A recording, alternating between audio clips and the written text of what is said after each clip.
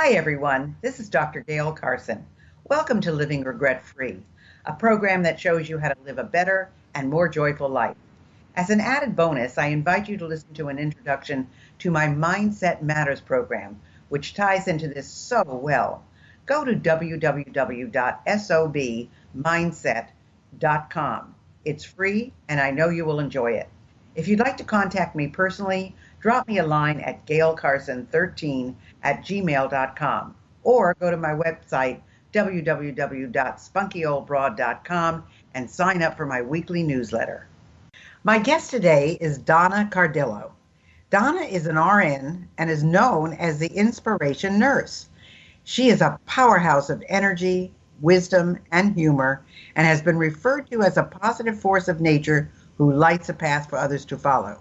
She is an expert blogger at DrOz.com and author of 4 books, including her latest, Falling Together: How to Find Balance, Joy, and Meaningful Change When Your Life Seems to Be Falling Apart.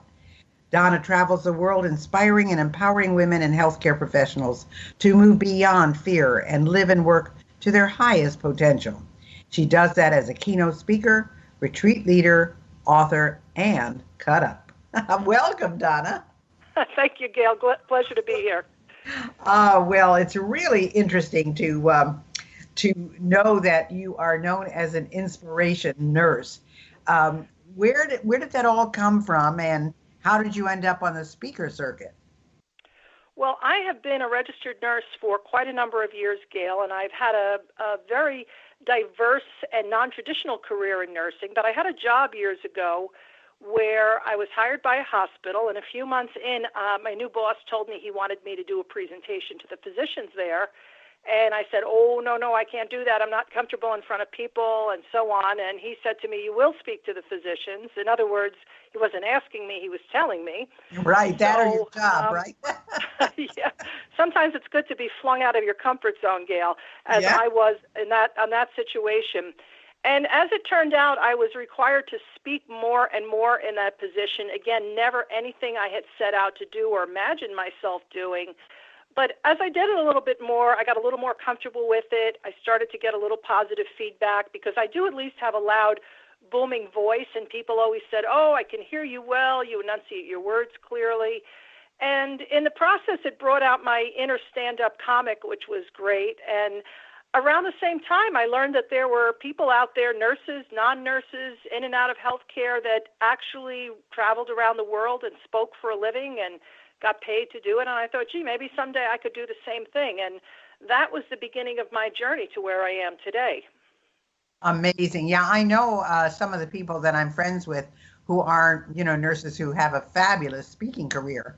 But you've also done a little bit more than just speak, because you've got this whole comedy aspect as well. So share your best tip for being successful as an entrepreneur, because our listeners listen to this and it's all about living regret-free. So being an entrepreneur is not always living regret-free.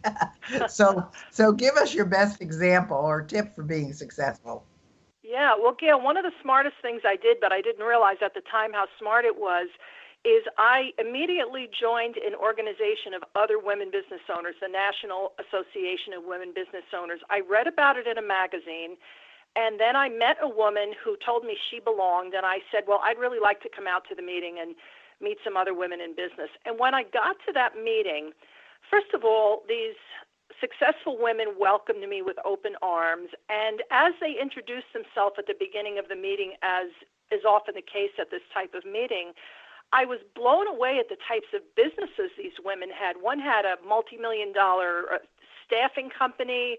Another had a corrugated box manufacturing company, and I thought, oh my gosh, if they could do that, surely I can do what at the time I perceived as this little thing that I wanted to do. I started out years ago doing seminars for nurses.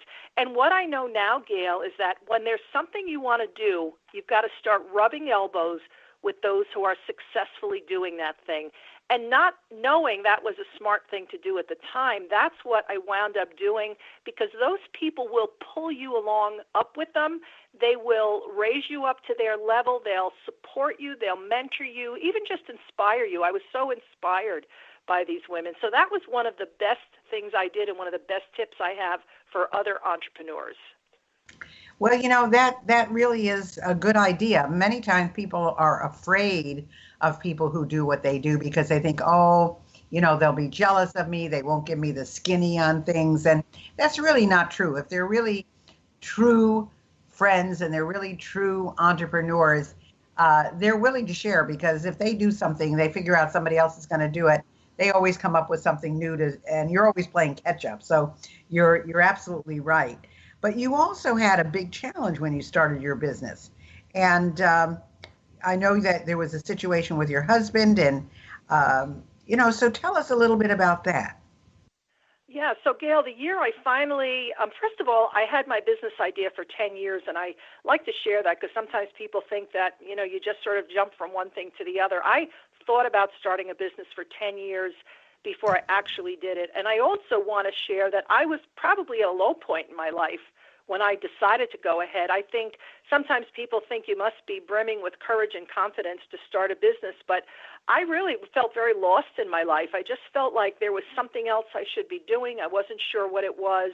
I did have this business idea, so it was at a low point in my life that I decided I was going to go ahead and give this a shot, because I thought, I'm just going to see what happens. If you don't try, you never find out. So I took some time to prepare. I did went to the public library. I did a lot of reading to learn how to run a business and marketing. So the year that I was ready to launch my very first seminar, as I was making those arrangements, my husband wound up developing some very serious neurological symptoms. He was in real estate at the time, and when we brought him to the doctors, and after a couple of visits and some testing, my husband was diagnosed with multiple sclerosis. And MS, as many people know, is a incurable, debilitating, chronic illness. So this was just as I was on the verge of launching my first seminar, and I had to step back and say, well, is starting a business really the right thing for me right now, or should I just try to get a more traditional job that seems on the surface to perhaps have a little more security? But I'll tell you what I did. I stepped back for 2 weeks. I said, I'm just going to think about it. I want to spend some time alone with my thoughts. Of course, I talked it over with my husband, and I know he was certainly very nervous about becoming ill and about what would be in our future financially and otherwise. But God love him, he was willing to support whatever I did. I think he said that with a great deal of fear behind it, but he said it nonetheless. And I decided, Gail, that I had to give it a try anyway, because I did not want to live my life with regret. If I pulled back and didn't start the business because my husband had become ill, I might for the rest of my life say, gee, I wonder what would have happened if I ever tried that. And I didn't want to build up resentment toward him. So I said, you know what, if it doesn't work out, or if it doesn't work, or he gets much more ill and we can't manage it, we'll modify the plan, we'll go to plan B, or I'll do something different. But I at least want to give it a try.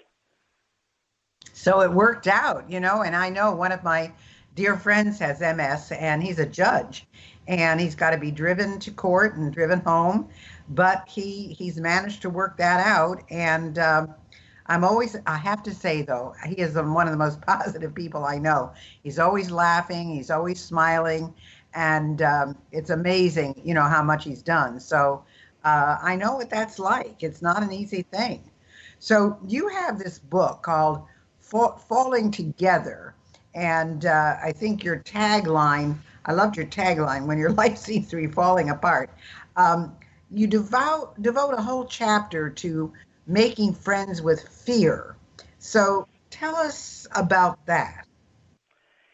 Yes, Gail. In my work over the last 22 years, particularly on the speaker circuit and as a columnist and doing retreats and seminars where I had the opportunity to meet and speak to thousands of people, I found that so many people were living in a great state of great fear. There were people who wanted to do something that might seem small to some of us, but they wanted to perhaps just get a new job or change positions or move to a new city, filled with fear. Maybe they wanted to write a book or write an article or maybe even start a business.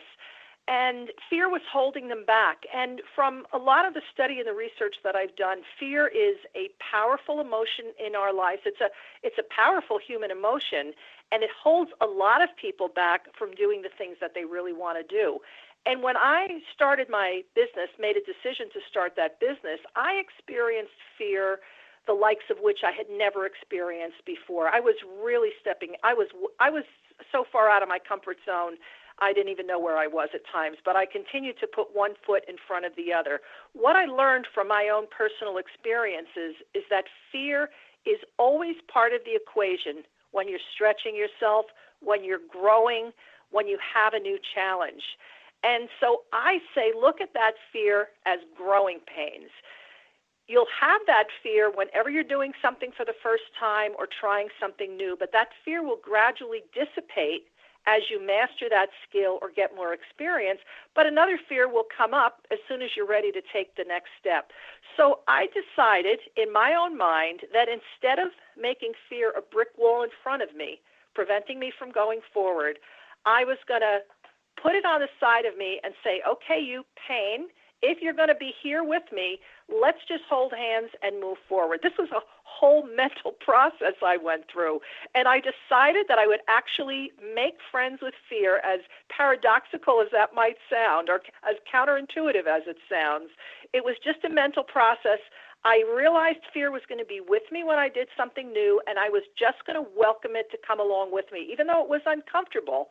And so now I welcome that fear in my life because I know when it hits me again, there's a new big opportunity in front of me to grow, to stretch, to do something new. That's fabulous because, yeah, I know that sometimes fear really paralyzes people and they don't, they just never get out of that little box. Exactly. So, but you say you run retreats. Now you run them for women and you run them for nurses. Are they Correct. different ones?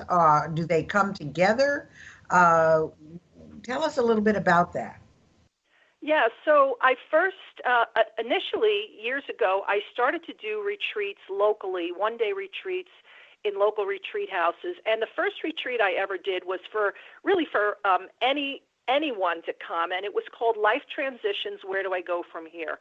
Because I was meeting really predominantly women who just didn't know what they wanted to do with the next phase of their life. In some cases, it was women who were maybe in their 50s or 60s or 70s who were letting go of a previous career, but they certainly didn't have any intention of retiring. With life expectancy what it is today and everyone living longer and being healthier and more fit, they didn't want to sit around in a rocking chair or just, babysit all the time. They really wanted to do something meaningful with their life.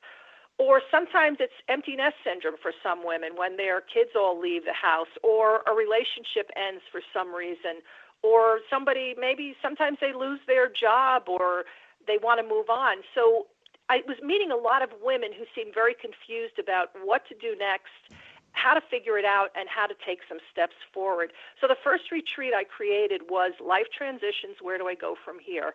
And that was a wonderful experience. I got wonderful feedback. In fact, there was one woman who revealed that day that one of the things she always wanted to do was make jewelry. She just wanted to do it as a hobby. And someone who was in the retreat wound up staying in touch with her, bought her a jewelry making starter kit, and she has her own jewelry business today. And I share that with you only because she didn't intend to start a business, but she got herself out there. She said something out loud. When you say something out loud to the universe, you give it energy and the universe listens, and it's amazing how things start to happen. So I've also run retreats for caregivers because I'm a family caregiver myself, and there's not a lot out there for us. But I also do retreats for nurses to help them feel empowered and inspired. And I do retreats for women today to help them feel empowered and inspired in their own way. So I have offerings for nurses, but I also have offerings for all women at any stage of life, any age of life, regardless of their background. Well, that's interesting because do you ever find that they mix up? In other words, you have for your women's retreats, you have both younger and older? I do, Gail. I've had women as young as 28 in my women's retreat, and women, I don't ask people's ages, but sometimes they share. I think a woman who was perhaps 80-ish or at least in her late 70s. And I initially